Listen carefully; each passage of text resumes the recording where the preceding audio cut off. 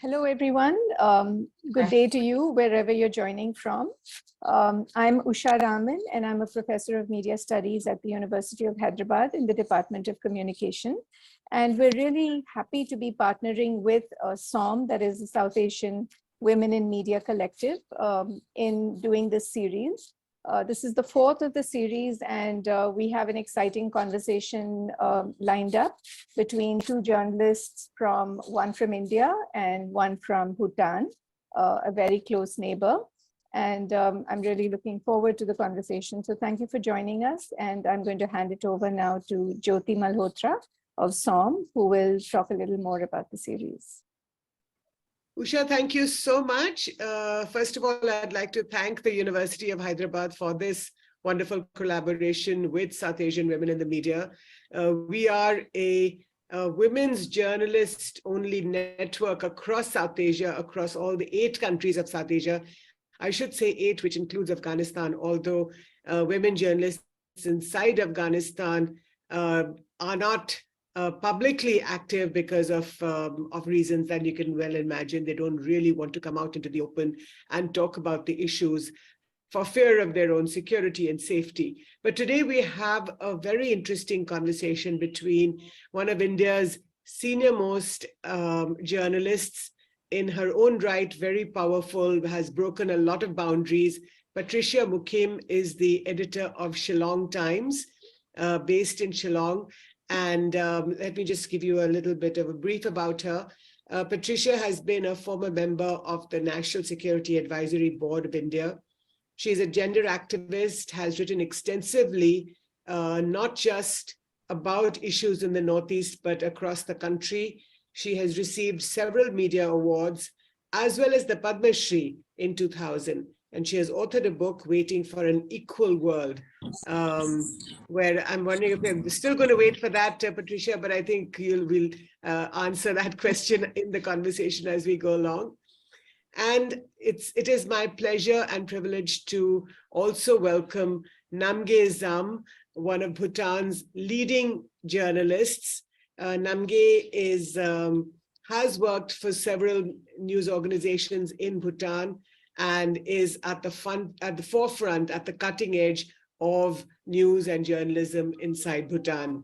She is an LGBTIQ activist, a mental health advocate, and a Humphrey Fellow and an Asia 21 leader.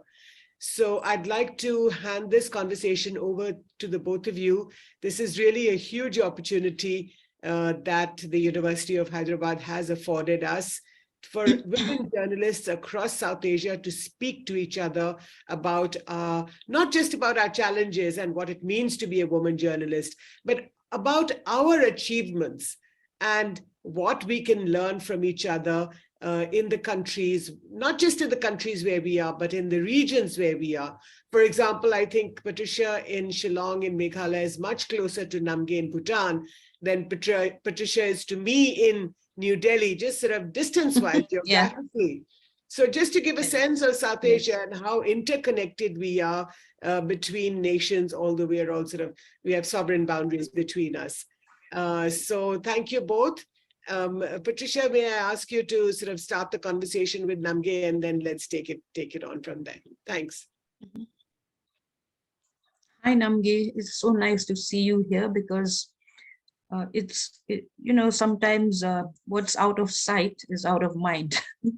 And I haven't been to Bhutan in 2 years. So otherwise I'm quite sort of aware of what's happening there.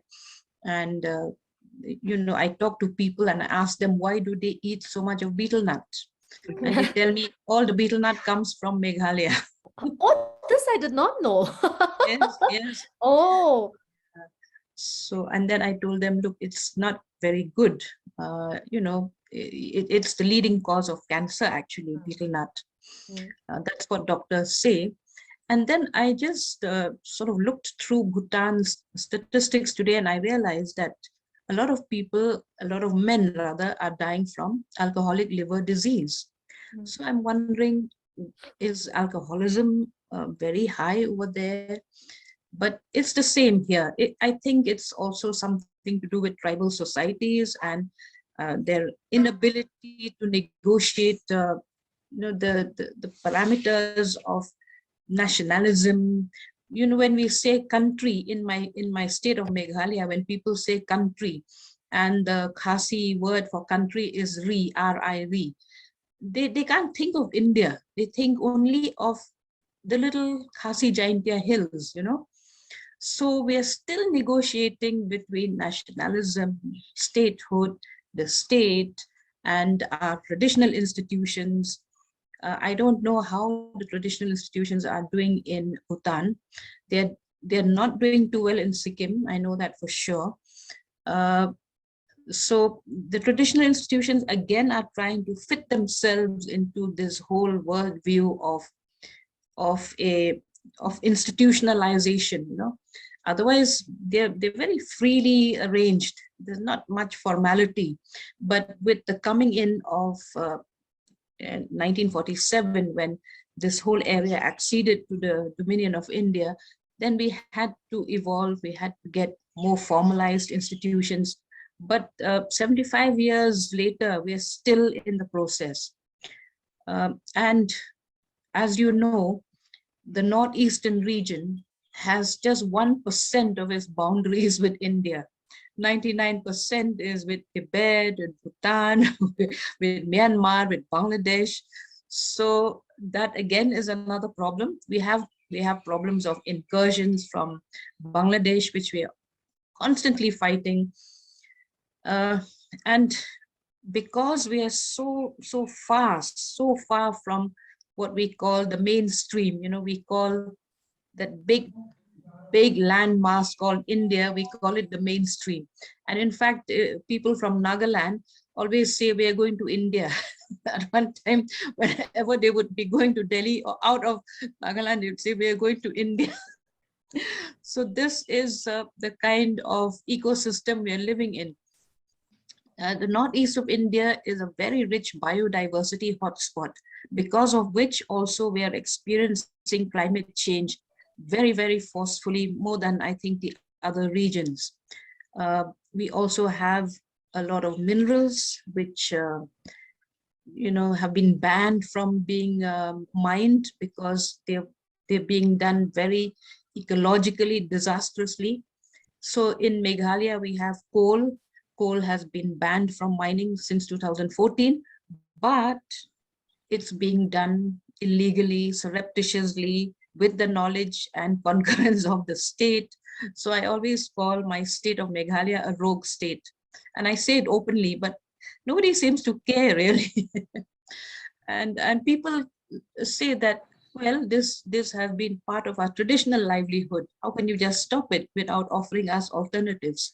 So that's how the story goes.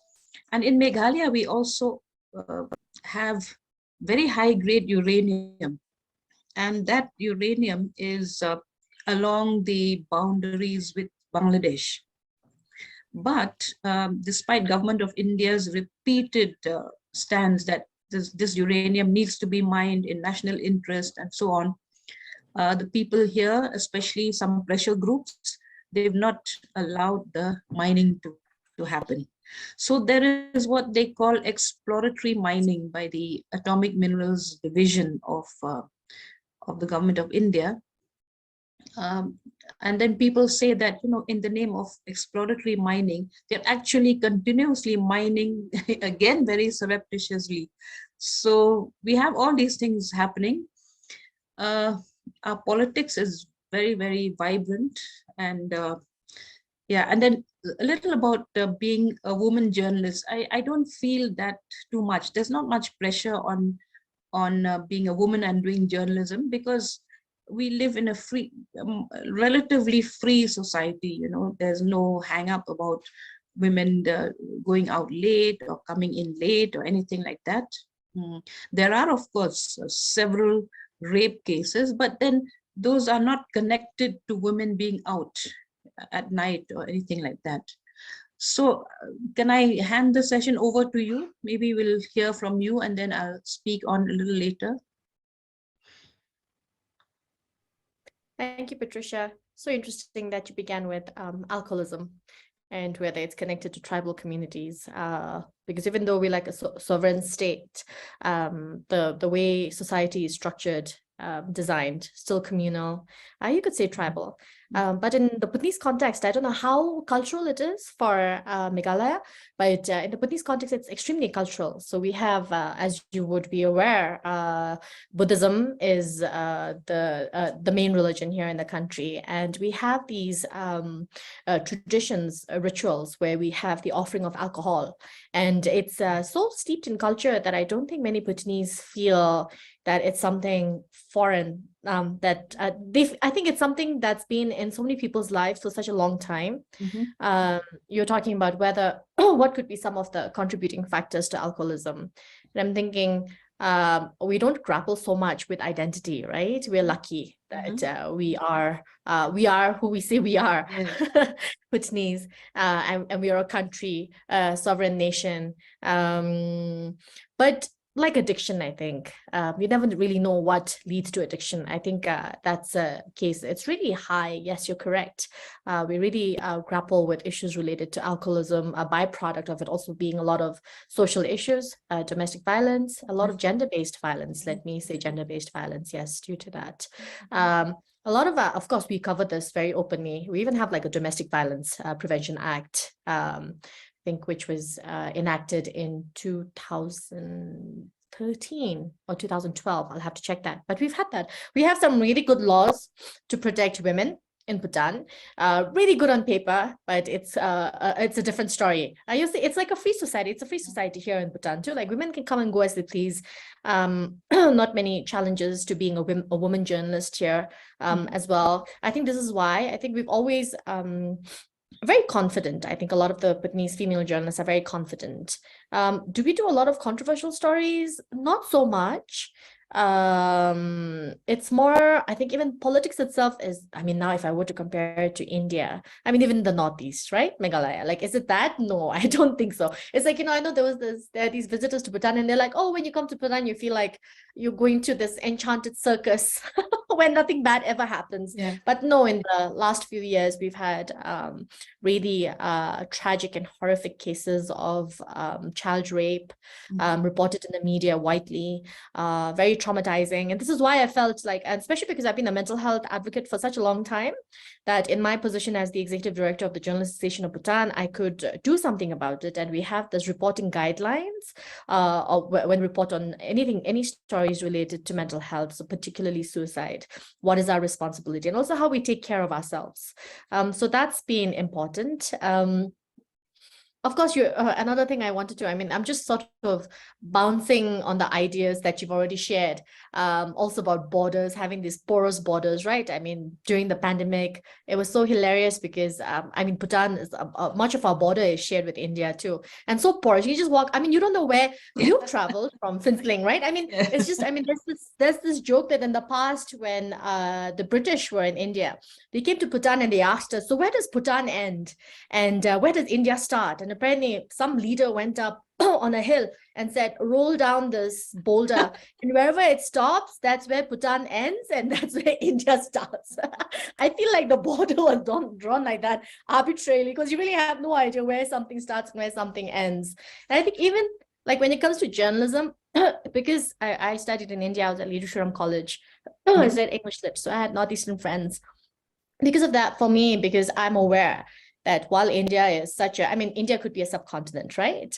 You have the Northeast, the voices of the Northeast. So when things happen, I'm always looking to see which journalist from the Northeast can I read the stories from? So different from what Delhi would be writing about, I think, the Northeast.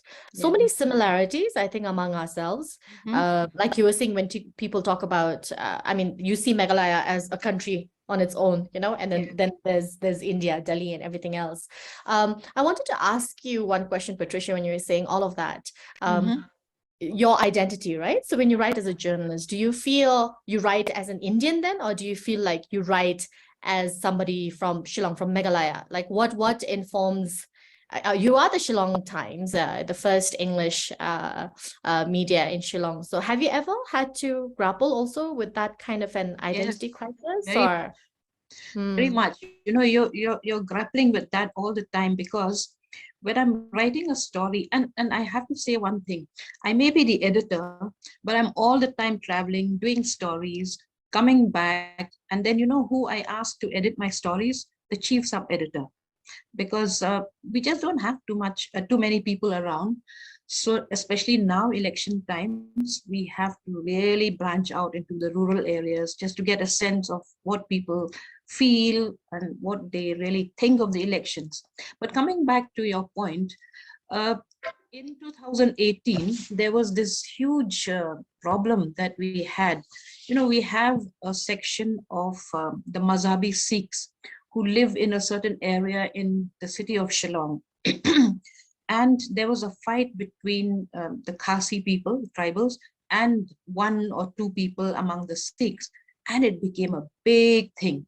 When we reported what we saw, and then we were accused of being pro non-tribal. This thing happens all the time. You know, if you write the truth, people can't accept it. And the vernacular papers, of course, play to the gallery. So I'm always sort of trying to fit myself, I don't know where, but at the end of the day, I think it's just the truth that matters. So you then get trolled, you get warnings. At one time in 2018, I had a petrol bomb thrown on this house, on the walls of this house.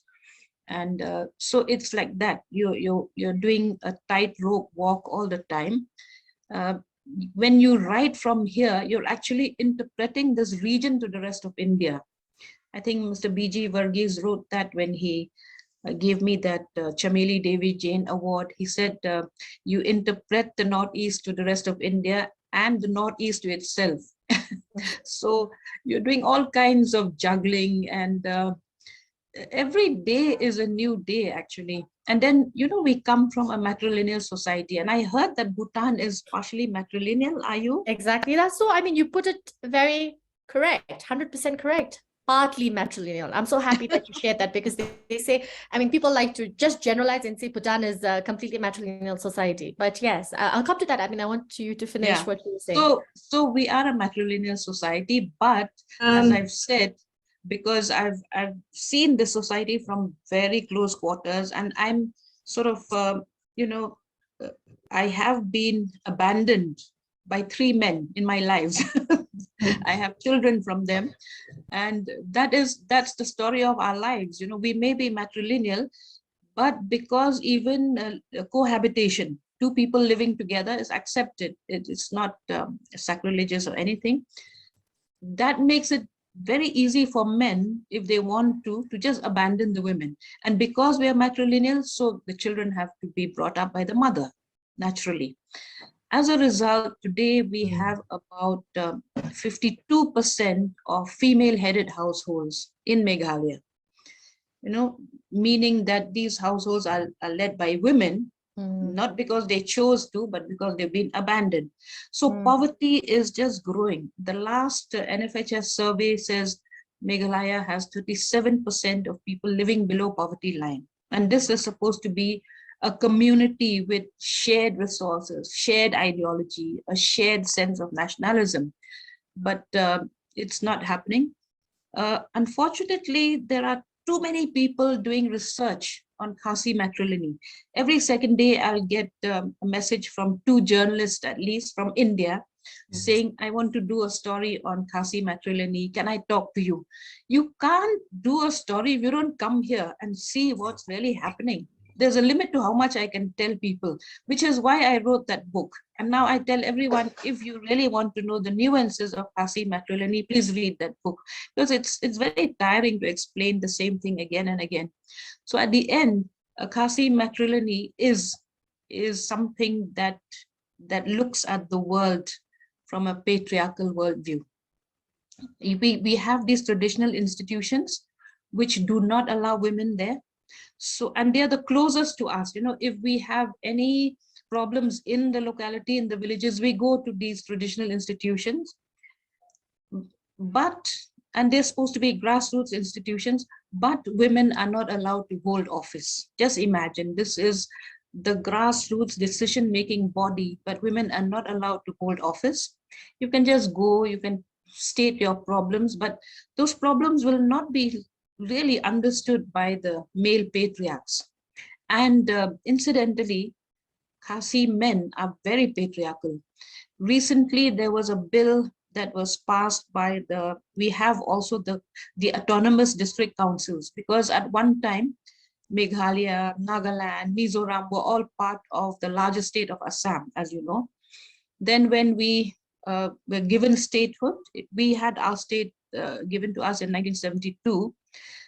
Before that, we had these district councils, these autonomous councils, which are meant to look after our traditional and customary laws, because if you are ruled by a state with a large non-tribal population, there is a danger that the tribal customary practices and laws might be eroded.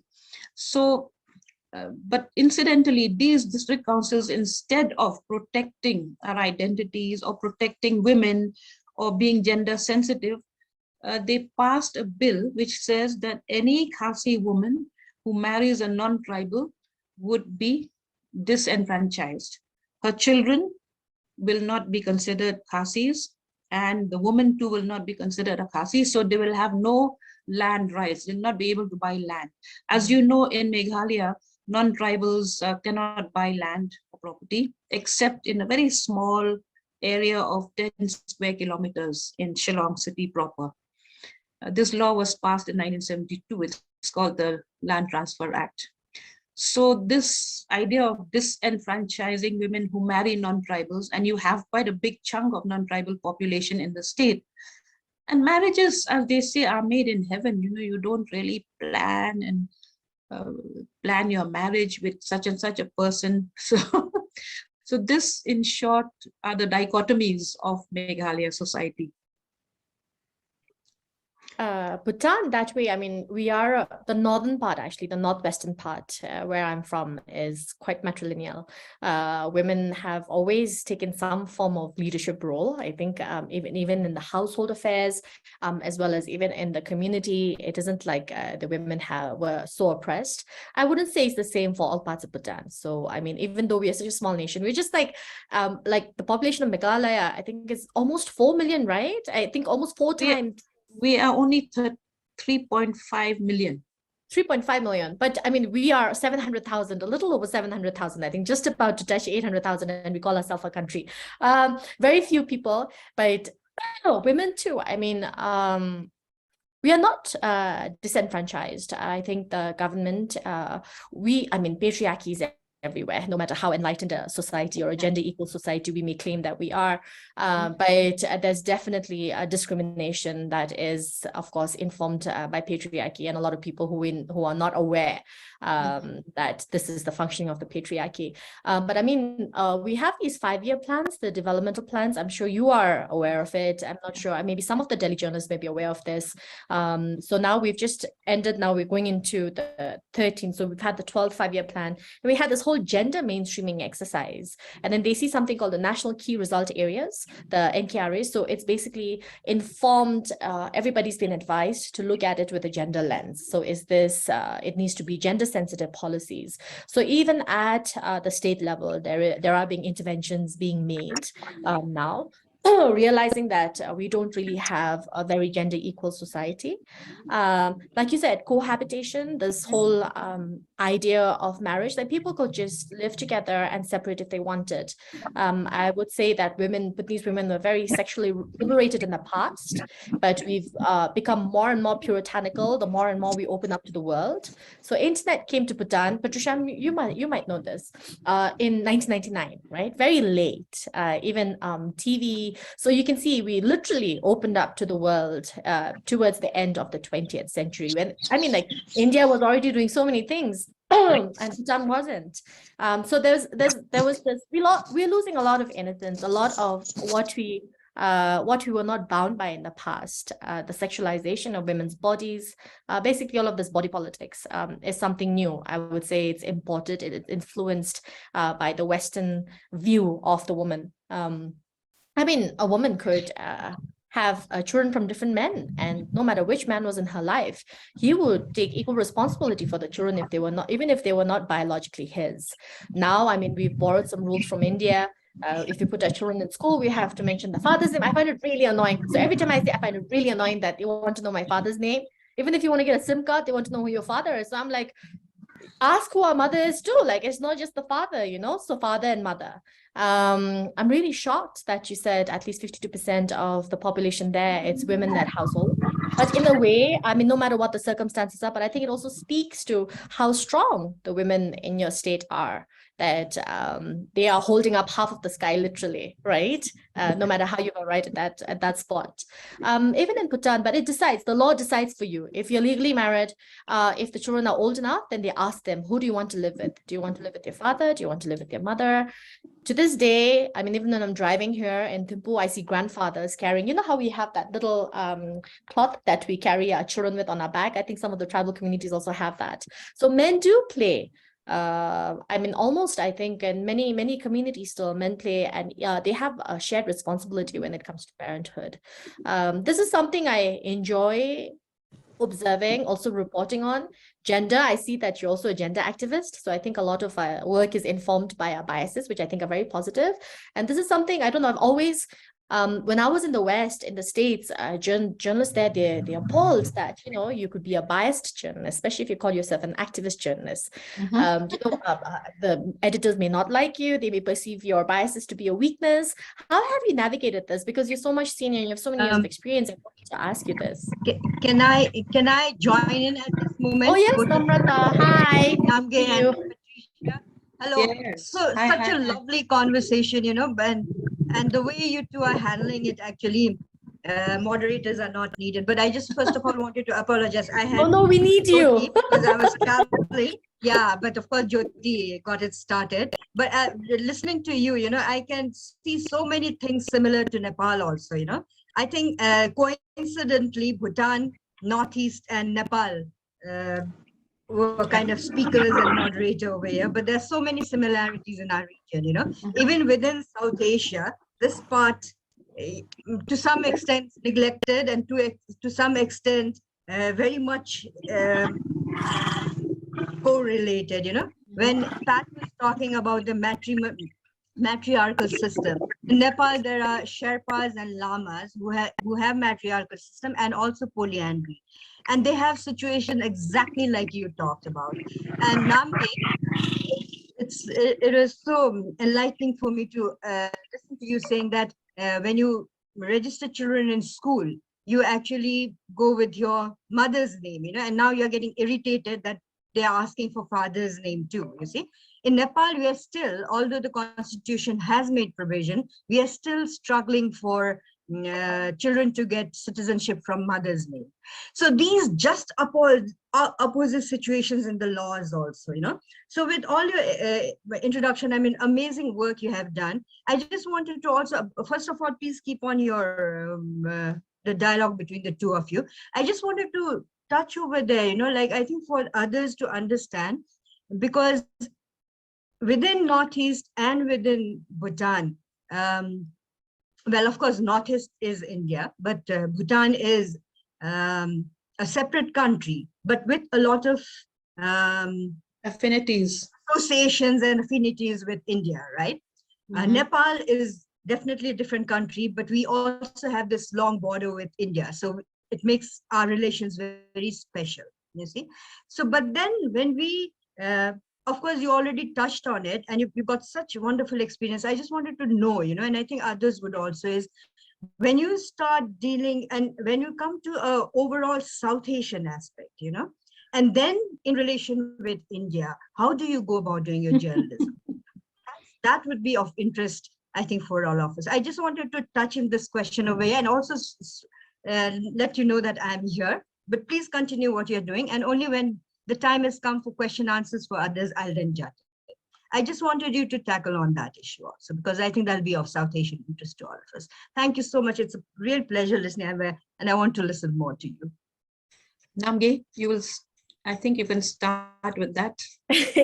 Okay, interesting, because now that Namrata has asked this question, if you look at the kind of journalism that we practice in Bhutan, it's very inward looking as opposed to outward looking. So we want to report on matters inside Bhutan, even if, I mean, the only time I think journalists here, we were thinking, oh, I think during the pandemic, we thought, oh, where do we stand with the rest of the world?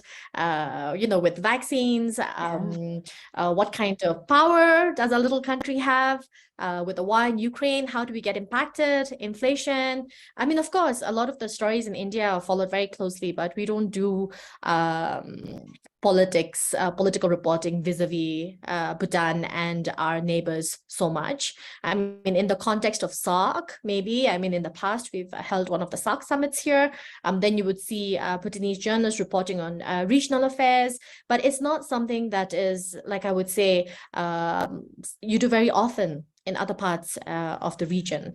Even in Nepal, I think a lot of the journalists write about India very often, China, where you're positioned, the region itself. But in Bhutan, you don't see that much. I mean, you could just pick up a newspaper and then read in the last couple of months and then see how many times have journalists looked beyond Bhutan and reported a story beyond Bhutan. So it wouldn't be so much, although we do see ourselves as being, I mean, in the larger context, definitely after being Bhutanese, South Asian first.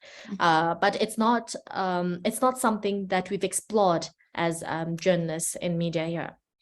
So as far as we are concerned, we are compelled to look at China all the time because China encroaches along the Arunachal Pradesh sector. So willy-nilly, we have to look at that, report that. But other than China and Pakistan, we don't seem to have too much of interest in Sri Lanka, for instance. I mean, I'm talking of our part of the world. Maybe because there's not, except for the time when Sri Lanka got bankrupt, then we all in the Northeast said, hey, we better buck up also. We're also living on debts. You know, the states are borrowing heavily and they keep saying that, well, the center has underwritten the debts. But at some point, the debt will be recalled. So we keep pointing to Sri Lanka for that. I'm sorry to say that. And as far as our ethnicities are concerned, in the Northeast, the Khasis and the Jaintia people of Meghalaya are the only two people or two groups that belong to the Mon Khmer, what should I say, origin. We are Austroasiatic. The rest, Nagas, Mizos, all are Tibeto-Burmans, as you know. So these ethnicities also cause problems all the time. There are we have and counting about 323 ethnicities in this whole northeastern region.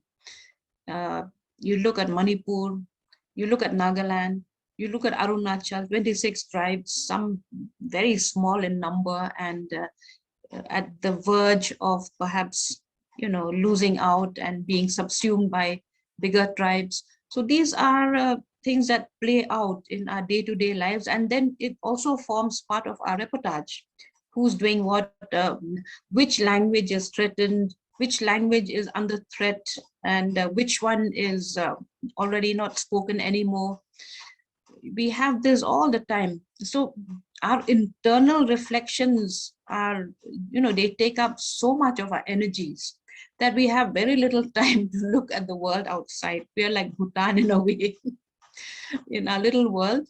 We don't even care very much what happens to our neighbors. But of course, these border conflicts that the states of Meghalaya, Mizoram, Nagaland have with Assam, they are very contentious. And we just feel a sense that Assam is behaving like a big brother. And, because it is bigger in size and in population, it needs as much land as possible, and it's trying to encroach into these tribal lands. This is, I think this is an ongoing conflict that we have amongst ourselves as well. And we are very poorly connected internally, within the region. They've started connecting Shillong to Agartala in Tripura, Shillong to Aizawl in Mizoram, Shillong to Dimapur in Nagaland, but the flights are not so frequent. And then you have these long bus journeys, or you can take flights from Guwahati. So internally, if you look at road transport communication, they are very poorly placed. And overall, we are very, very dependent on the center. So now that elections are coming, everyone is asking us who's going to come in next, which sort of government is going to come in. Whichever government comes in, it has to have some coalition with the BJP, because the BJP is ruling the country. And the states are always having to go to Delhi with a begging bowl. Other than Assam, which generates quite a lot of internal resources, our states do not. These tribal states don't have too many resources. Meghalaya was generating over 600 crores annually from coal mining and coal exports to Bangladesh. But when that was stopped by the National Green Tribunal, so even that internal revenue generation has stopped. So we are in a state of flux all the time. And I also want to say one thing about this whole sanctity of marriage. It came in with Christianity, you know. Otherwise, before that, we were quite a free society. And we still have about 20% or more people who are practicing the indigenous faith, neither Christians nor any other religion. They just practice animism of some kind. We have that here as well, animism.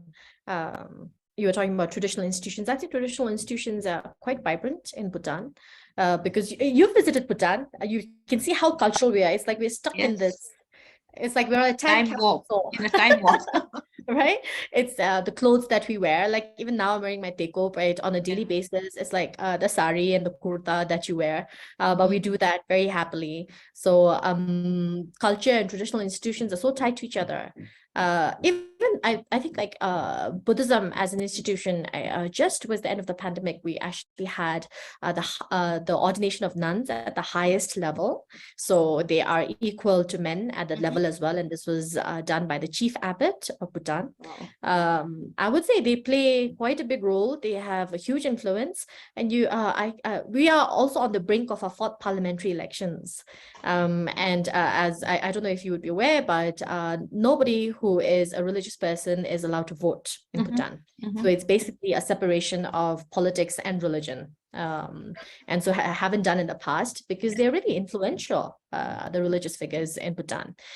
Even when it came to, so we had minimal vaccine hesitancy in Bhutan during the pandemic because they played a role in, the chief abbot was on national TV talking about how, yes, religion is good for you, but then he also goes to the doctors when he's sick. And he said, you should listen to the doctors. So we've had these very positive role modeling.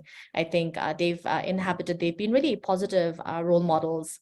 I think in a way, it's been good. Initially, I was thinking, oh, you know how you have this whole idea of your individual rights. And I'm like, oh, how can you deprive them of being, voting for their leaders, et cetera, et cetera. And then you see things that happen in Burma, that happen in Sri Lanka when it comes to Buddhist monks. And then you think, oh, okay, leaders have been wise. I think they were preemptive in a way. So we have that situation in Bhutan. Some things are very unique to who we are as a people and how we function as a country. Talking about women, and I'll say this and I want to come back to the question I asked you and I hope you'll answer that because still there on the top of my head. Unfortunately, we don't have a lot of women participating in politics, as many as I would like personally. And we've always had this debate about whether we should have reserved, seats for women in parliament. Then there's always the counter argument that that's tokenism. We won't always have women who qualify. But I was like, oh my God, all these years we've voted for qualified men. And look where we are. So I was like, enough with this qualification, BS. We can go beyond that. You see a woman, vote for the woman. The election commission's always after me. I was like, doesn't matter. You said, well, just vote. Don't ask any questions. And then we'll see. Because whatever said and done, there are these innate qualities to women. I think sincerity is one of them. Yes. And we are, I think, very few of us, at the risk of generalizing, very few of us like to indulge in corruption. I think, even sociologically, there are studies. And we've had such wonderful women leaders to look at. We have our own health minister, who's been phenomenal in her role as the health minister of Bhutan. So definitely women leaders that we can aspire to be. And this is where we are. We don't have a lot of women forthcoming. And we have the upper house and the lower house. So the upper house is the House of Review. And we actually see more women participating in the upper house. than in party politics, right? So we don't see a lot of women. Hoping that more women come out and contest. So for me, I was saying we don't really reveal which party we support in Bhutan, even as media houses. But I think that would be I'm the only one who's like, I don't care, as long as they're women, they're getting my vote. And if they're from your constituency and your district, they should get your vote. So that's literally my stand. But yeah, because of that, I wanted to ask you, so how do you sit with this, being an activist and a journalist as well? I think you can't be a journalist if you're not activistic also, because there's so many problems staring you in the face. What do you do? So, of course, I do compartmentalize that a bit. I still do a lot of activism, but I don't bring that into journalism, if you know what I mean. Maybe when we have a little spare time, we can share this. I'll share this with you, how I compartmentalize the two, because I know it's not a very good idea to bring activism into journalism. But if you're taking up an issue that's crucial, that's a life and death issue, aren't you being an activist? I mean, what is activism all about?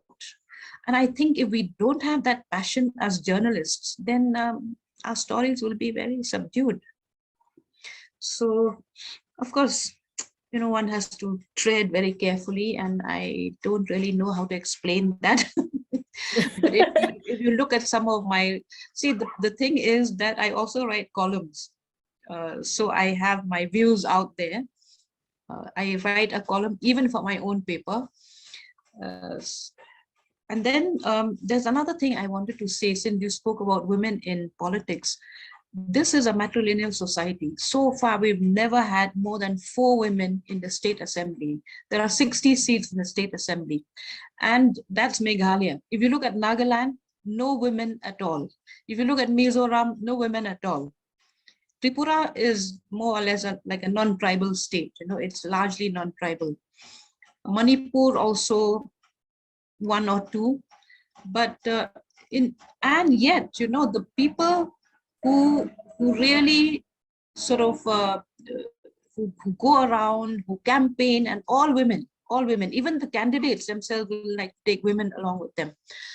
So I'm told that I have to speak about the challenges. The challenges are, that journalism is not a very paying profession, and therefore you don't get the best of people that you need, to make your journalism incisive, to make your paper more questioning, more challenging. In fact, just this morning, I was telling my reporters, you have to go beyond Shillong. Yeah, come on. There's so much happening in the outback. You should be out there reporting and telling us stories. I'm so tired of listening to which political party said what against whom. It's the same old thing, it's like recycling matter. So these are the challenges that we really can't pay well, but we also need good journalists.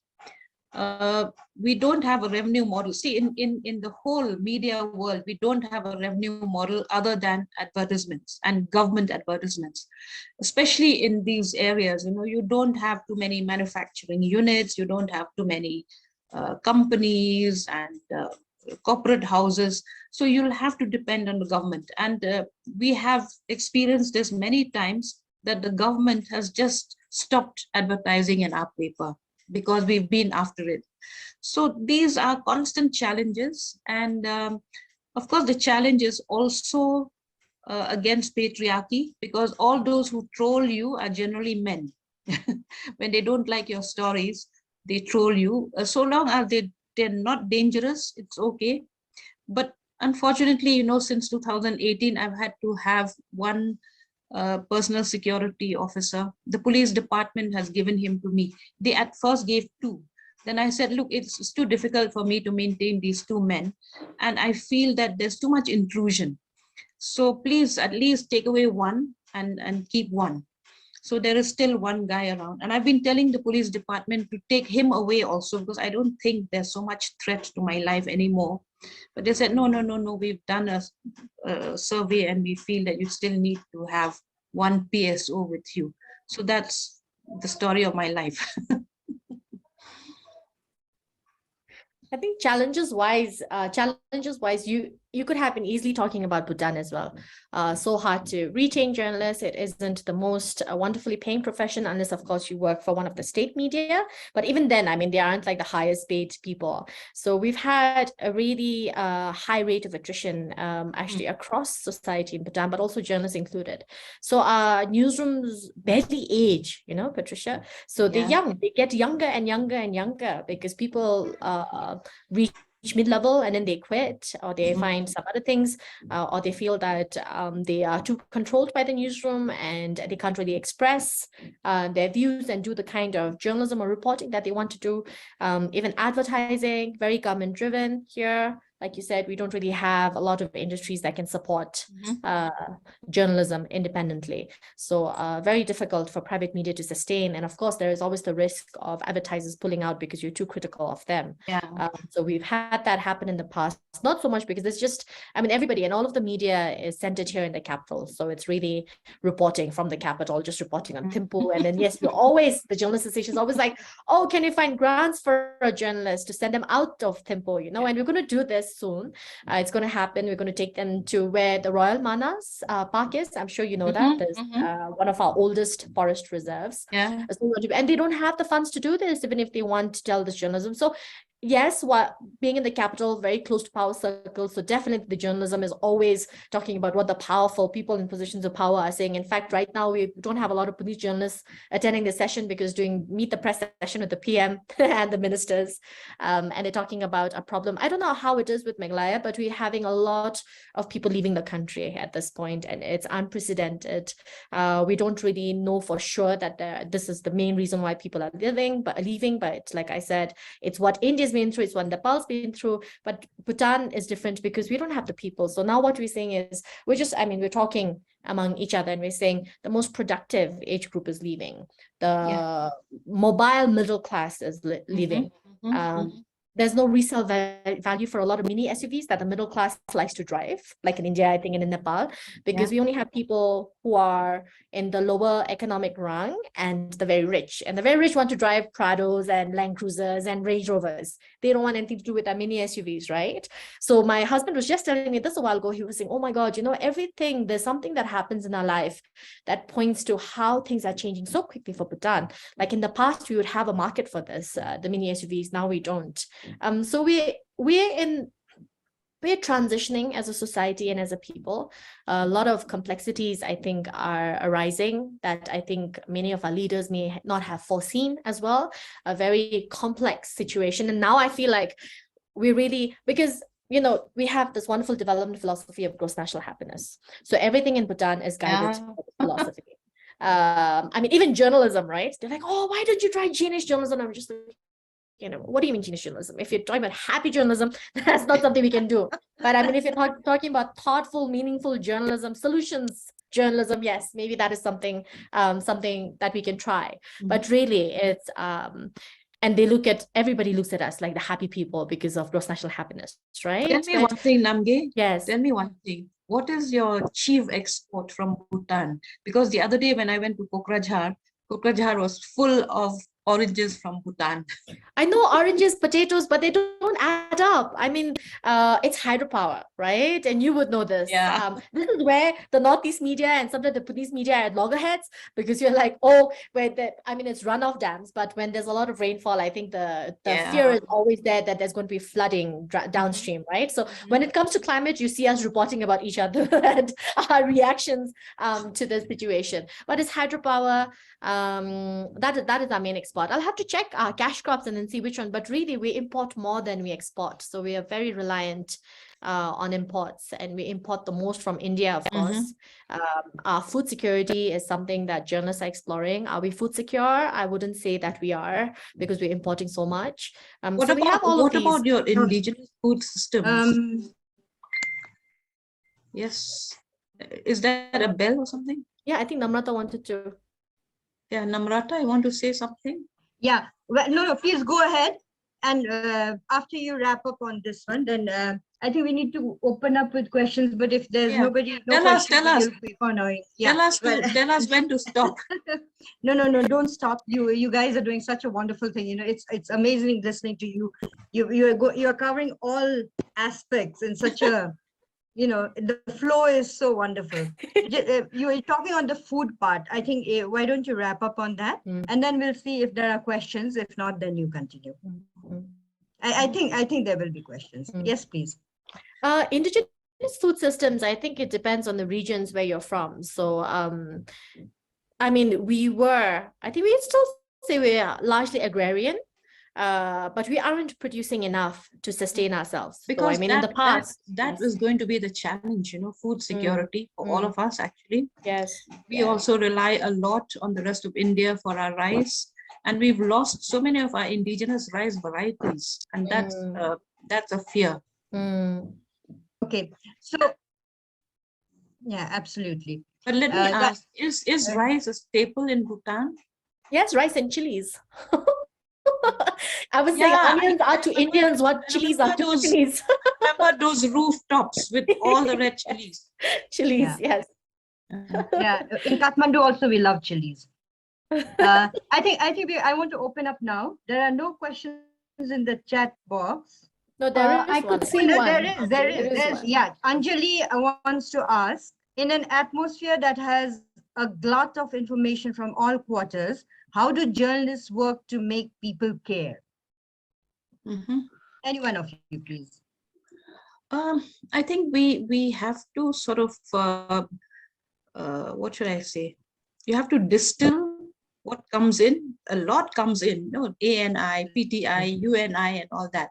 But we believe in focusing more on the local, on what's in the state. So we have at least 3 pages for state news, 1 page for regional news, 1 page for the national news, 1 page for the international news. Then we have sports and we have health page. Yeah. So we have to be, because we're a state paper, we need to be more focused on what's happening at the state level. But if there's something happening within the region or the country that could impact us, then we pay attention to that. I think what Anjali shared, if I understand correctly, is really information fatigue. I think a lot of us experienced it during the pandemic as well, where we're getting information, assaulted by information, I'd say. And this was also a time in Bhutan where social media really overtook traditional media or legacy media. So you'd see people going to social media we did a survey recently because we brought out this booklet on combating disinformation. And we did a survey. It was online and also face-to-face, largely younger. It was youth, largely youth. We also had but the majority were youth. And it's about how the trust is now placed in social media and not traditional media. So we're competing with social media. So how do we get people to care when they don't care, right? So I've asked colleagues, I think we just keep doing as journalists. I mean, I'm on a sabbatical and I'm very happy. And Jyoti and Namrata both like, why are you quitting journalism? I forgot to respond to Namrata. But, Patricia, I think not all people are in a position where they can quit something that they're passionate about. But I think what Jacinda Ardern, just the other day when she was resigning, she was sharing that she feels like she has nothing more left to give. And it's also because I've reached this, I think now, I've done too many things too quickly, that maybe it's a little bit of a burnout as well, but I feel like I don't have anything to give at this point and maybe I should take a break. It does, I don't know how. I mean, I'm really in awe of you, Patricia, for still continuing like soldiering on. I can't soldier on anymore. And I want to take a break, be with my little son. And I'm like, I've done stories. I've spoken to women and said, it's not always either or for women. And then I find myself in the situation and I'm like, it is either or. Even when you have a supportive system, you have to choose one or the other. You can't juggle everything, even though I really like to multitask and juggle very many different balls. But just taking a step back and saying, okay, what is humanly possible of me at this point? So then these challenges are there. But yes, also, if we stay true, like I tell my journalists, just keep doing what you do because it's a trend, social media. We had in the past, High Five doing really well. That went away. right? We had at point MSN, Messenger doing so well. That went away, right? I think in social media, everything is a cycle, but journalism, look at all of us, all the years behind us, journalism has stayed. People return to journalism because journalists are here for a reason. They tell stories in a way that not everybody can tell stories. And I feel that we just have to be patient and not react too much also. Thank you, Namgay. Actually, it's interesting you mentioned about the Jacinda link with your quitting. I was going to do a separate text with you, after I watched Jacinda on BBC and her emotional thing, because some of the things you said was similar. There's another question. Have we lost Pat? Is Pat there? Have we lost her? I just don't see her on the screen anymore. There's another question from Sumedha Chaudhary. How is the news story, and this is for you, Namgay, filling format changing in print media of Bhutan with the increasing dependency on search engines? Oh, interesting. Filing format, like I said, most of our stories are tempo-based.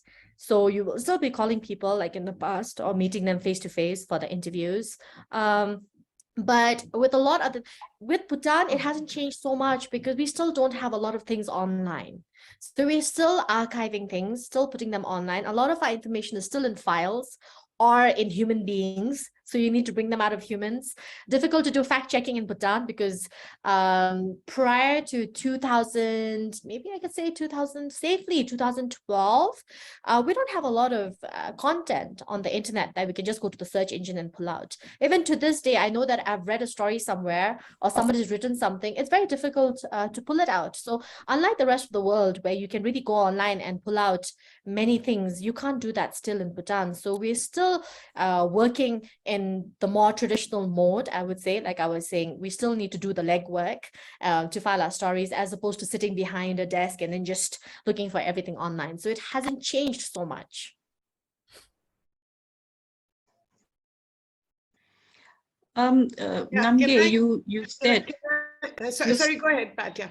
Sorry. No. Come, Joe. No, Pat. Go ahead. Go ahead. No. Namgay was saying that hats off to me for soldering on. You know what? Last year I really had this fatigue because the pandemic was still there. Not last year. That's 2021. We were supposed to go out and report and also come in, edit and do all the work. So I was really fatigued and I submitted my resignation. I said, I'm really done with journalism now. I'm so tired. You know what? It wasn't accepted. And then you just feel that you can't just leave the newspaper like that. You can't leave it often. So I'm still going on. Not surprised, Pat. No, certainly, Pat, you can't leave. There's no question of you leaving. And you too, Namgay. I mean, fine, take a break with your baby or whoever else you want to, but there's no question. Yeah. But I have a question, if I Not may. accepted by us also. Not accepted by us also. So my question is to you, Namgay. I was, quite intrigued when you talked about sort of the happy people and this pressure on being happy. I don't know if I'm interpreting it correctly. This but index. As a journalist and I mean, of course, as a citizen, but also especially as a journalist, I mean, is there pressure on you not to write critical stories, but to just write the happy, positive kind of stories? And a second question, I'm not sure if it's related or not. What is the role of the king? I mean, he's very revered, very respected. And he's really like an ideal, I mean, the young man, especially the very young king.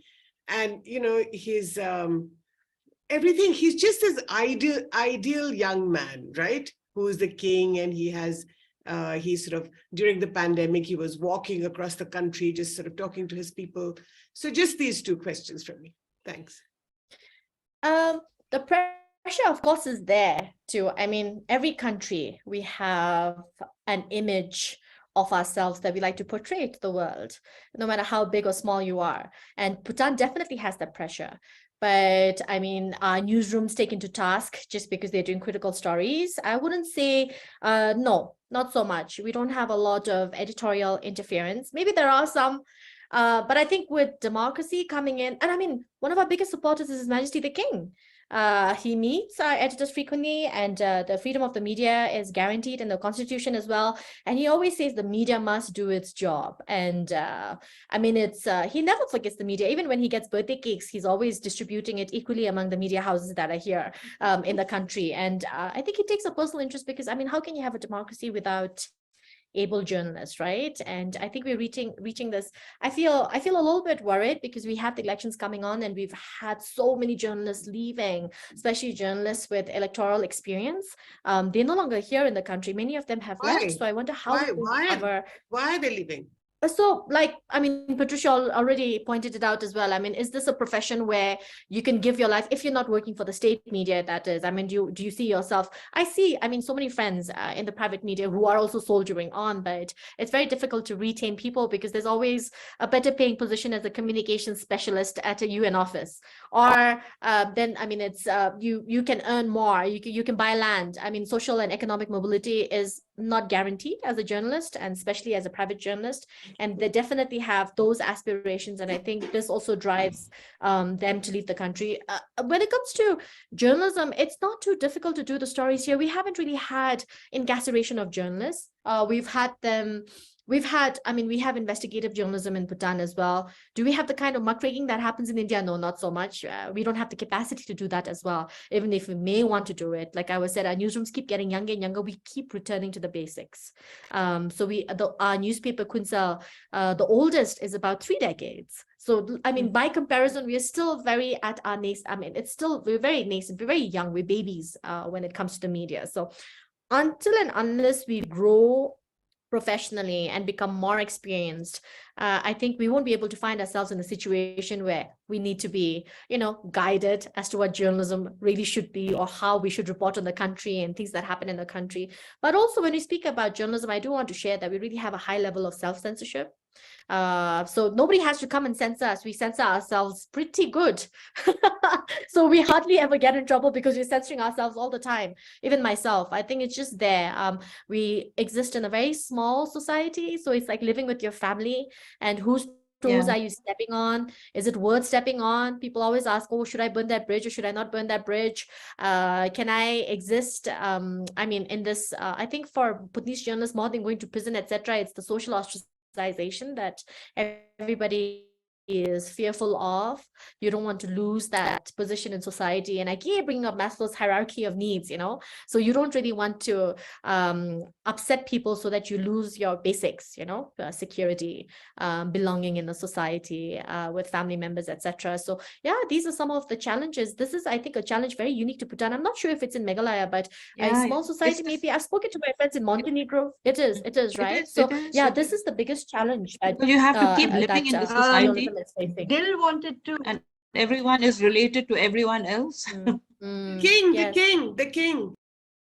Oh, the king. Yes, as a leader, benevolent, Jyoti wanted to ask, Dil wanted to ask a question. Answering Namrita, she's answering the question. Okay. I can't, I think the net is fluctuating. I'm not getting it clearly. Yeah. Please go ahead. Okay, sure. So he's seen as, I think he's a natural leader. People look to him for inspiration. People look for emotions. So he's still, I mean, especially during the pandemic, he had such a visible role, because I mean, with the coming of democracy, it was by choice that they decided that, okay, they don't want to be on the front line so much, but we saw how he put the interest of the people first, took some difficult decisions to ensure that, I mean, that is what gross national happiness is the protection of all, right? The well-being of all, and not just one or two individuals. And a lot of the decisions that were taken at that point were really in line with this. And even to this day, I mean, we see how institutions of monarchy get questioned everywhere else in the world, but we haven't had the need to in Bhutan, because we've just been really lucky to have, I mean, the fourth king of Bhutan, as well as the fifth king of Bhutan, who've just really been benevolent. I mean, in other parts of the world, we always use this example where, you know, you sort of have to have an uprising to have democracy. But then here, the fourth king went around sensitizing people to why democracy is good for you. And people were crying and saying, no, we don't want democracy. I mean, people like myself, I'm like, oh, can I vote the king back into power? So, you know, it's like educated, exposed people myself who are staunch royalists in the country. And I would say that that is still the feeling. We're going to be royalists for a very, very long time. Does that answer your I question, remember Judy? Was asking, that what you... Thank you. Yeah. no, can I say something, Namgay? When I was in Bhutan, I asked friends, I said, what do you think of the king? So they said he is the most benevolent, this is the former King Jigme, most benevolent and most supportive of our education, and most of them are studying abroad, right? A lot of Bhutanese young people are supported to study abroad. So it's no surprise then that they would want to go out and work where they studied at, or yeah. Okay, anybody else wants to ask question? You can please unmute yourself and ask. Usha, did you unmute? Did you want to ask something, Usha? Yeah, please go ahead. I just wanted to, you know, go back to what Patricia had said about activism and journalism. And, you know, particularly, of course, you know, you have to have a keen interest in society and social change and, you know, fairness and all of that to be a journalist, which is basically what an activist works from. But I'm also wondering if, you know, displaying your activist streak in your writing also forecloses your access to certain sources as a journalist. So, I mean, even if you're trying to keep those hats separate, your politics generally, you know, are known, right? Because you talk to people outside the newspaper, etc. So in your experience, and also Namgay, I mean, I think just based on what Namgay said, there's less adversarial journalism in Bhutan than there is in India. But yeah, what's been your experience? Okay, there's one more question. Dil has been texting me and now she's texted, but she says she's lost her voice. So I'm going to read that and maybe you can address both of it, or would you like to first take Usha's? I'd like to respond to Usha. Yeah, please go ahead, because it's on the screen anyway. You know, because I come from a background of activism, right, since the early 80s, it's so difficult for me to give up wearing that hat. I don't know how I do it, but and I don't know whether people still think I'm prejudiced, and I am prejudiced about certain issues, and I make no bones about it. And one of those issues is women's welfare. You know, we are a matrilineal society, and yet we have some of the worst health indicators: very high maternal mortality, very high infant mortality, 52% of women actually anemic. And we have women just giving birth to children and not being able to look after them. We have teenage pregnancies, hordes of them. So these issues really bother me. And of course, I had also been put in a police station overnight, slept with about 12 or 13 men. I was the only woman there because we protested against the online lotteries, you know, because we felt that it's as bad as having a casino. It will lead to more bankruptcies and indebtedness among already poor people. So when you come from that background into active journalism, it's so difficult to leave that behind. I also was in the forefront of fighting militancy in our state. We had set up a group called Shillong We Care, and we were having public meetings everywhere saying militancy is not the answer to anything.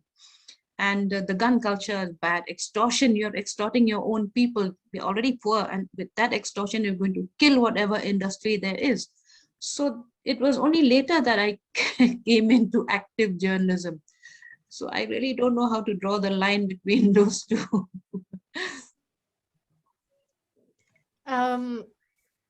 It's been, I Okay. think, more of an advantage. Namgi, did you want to answer on that? Yeah, I Usha, I'll just take Namgi- Usha's question. Yes. Yeah, I yes.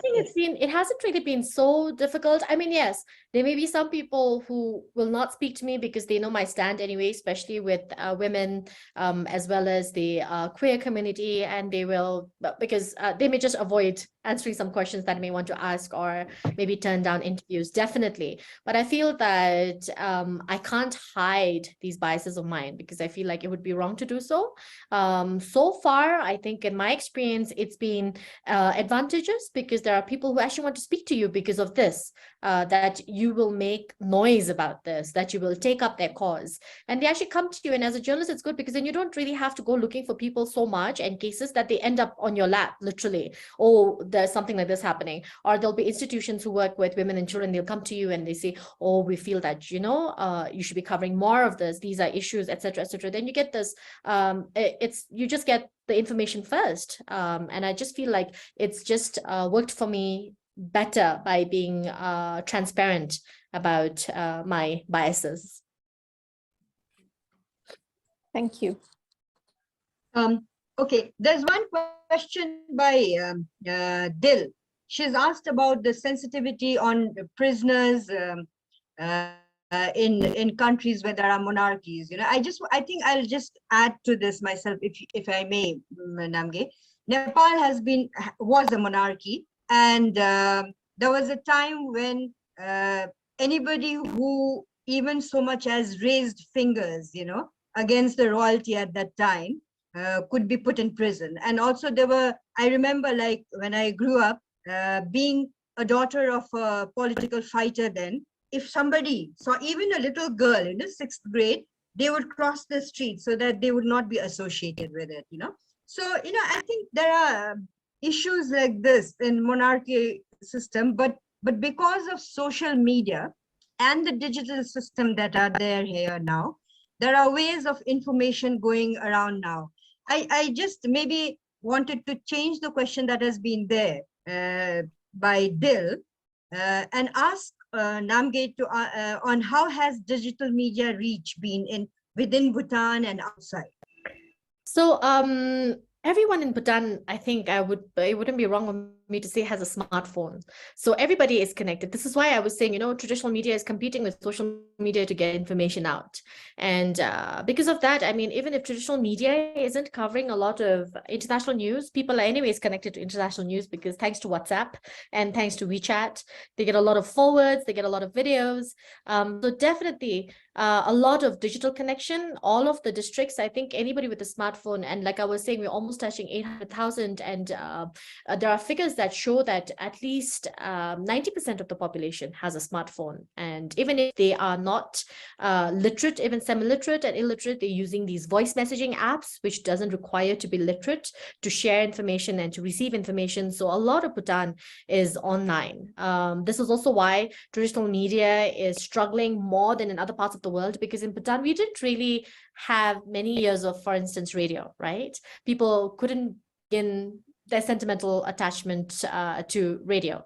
Before we could get attached to radio, we had TV come in. And before TV could really find a place in Bhutanese homes, newspapers. And after newspaper, it was TV. And before TV could happen, we had social media happen. So it's really been a choice of all four. So therefore, radio has lost out.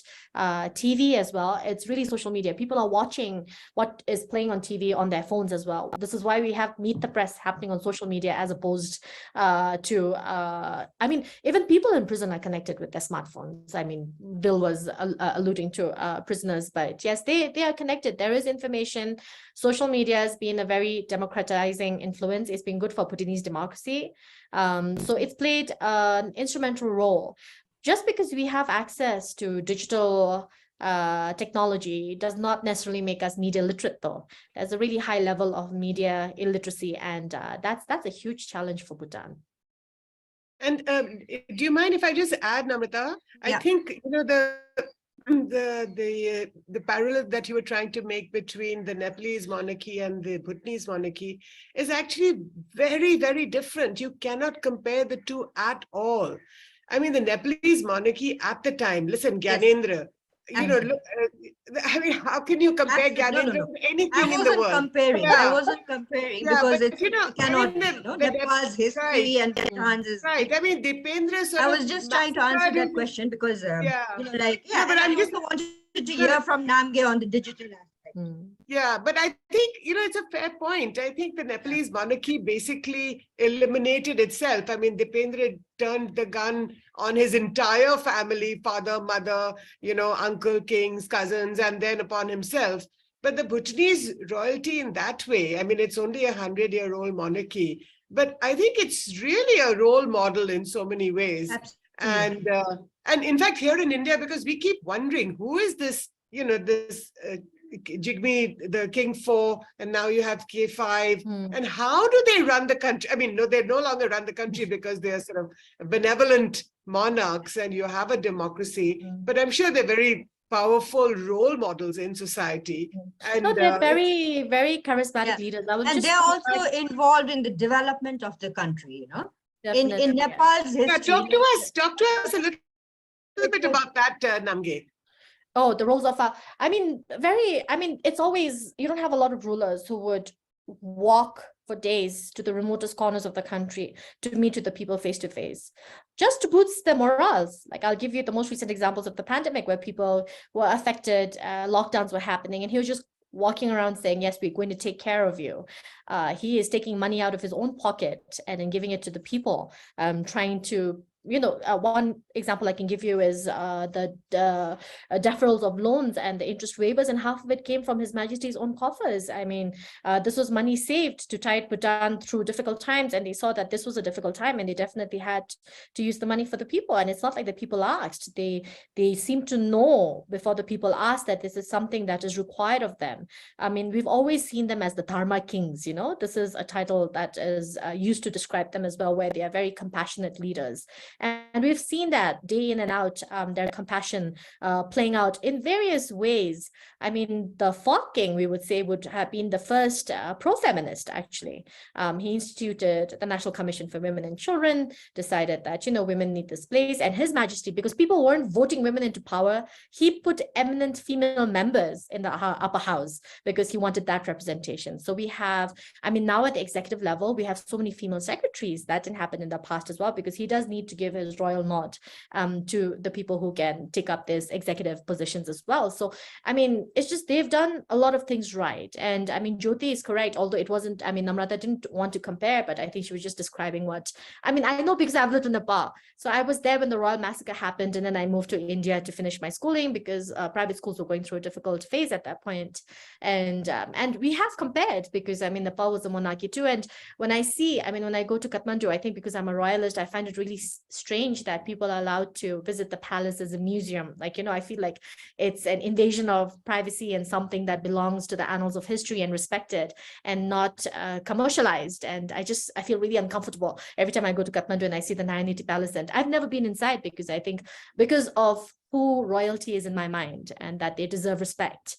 You know, even after they're gone, even in death, they deserve respect. And I think it comes from my own experience here in Bhutan. And really, it's just, I mean, I know Bhutan itself is so mysterious. So you can imagine, you know, oh, why do these leaders keep making the news? But they've just been exemplary leaders. And because of digital media, we know what good leadership is. I mean, we're not stuck in this where we're not exposed to the world, so we don't really have anything to compare to, but we've just had really wise kings, everything they've done. I mean, even with democracy being gifted to the people, it's just a really wonderful decisions they've made. And just recently we had National Day, you know, and people were lining up, and His Majesty, the fifth king, usually likes to travel to different districts to meet people on National Day.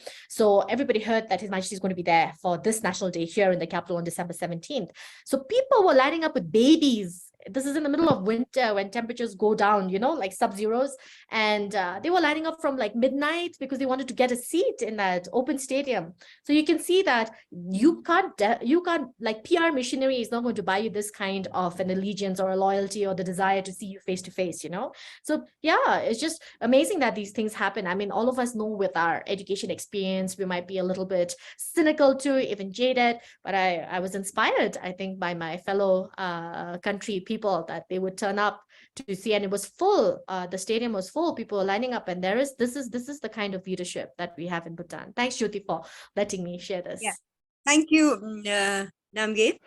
I've been now asked to wrap up. I think that's amazing, actually. So yes, thank you, Jyoti, for bringing out the difference between the. I wasn't comparing both the thing, but your monarchy has a lot, actually, that our monarchs, when they were there, should have learned, but they didn't. And I think both you and Pat have done such a wonderful, and all of a sudden, I don't know, something happened in my laptop and the thing off, so I got into my mobile.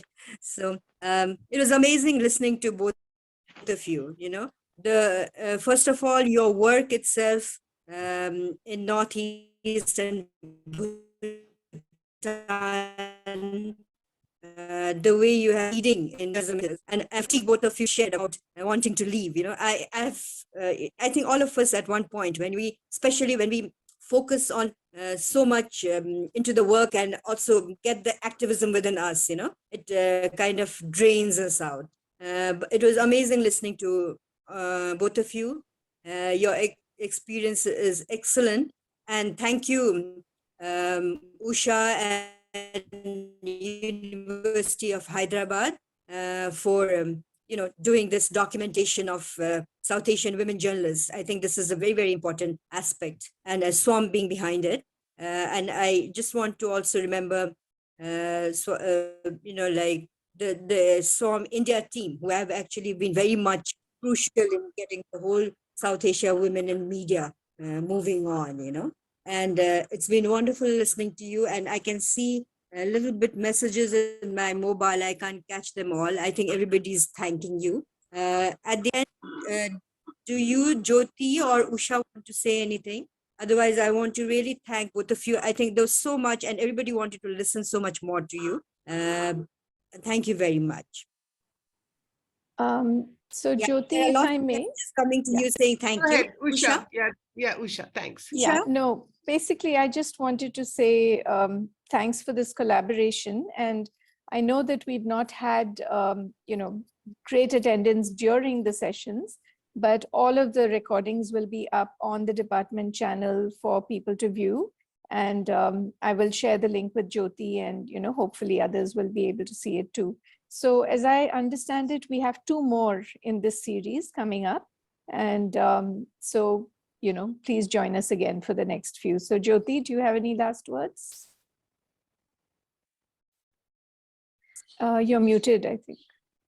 So I just to thank you especially, and to your department at the University of Hyderabad for letting us share these experiences across the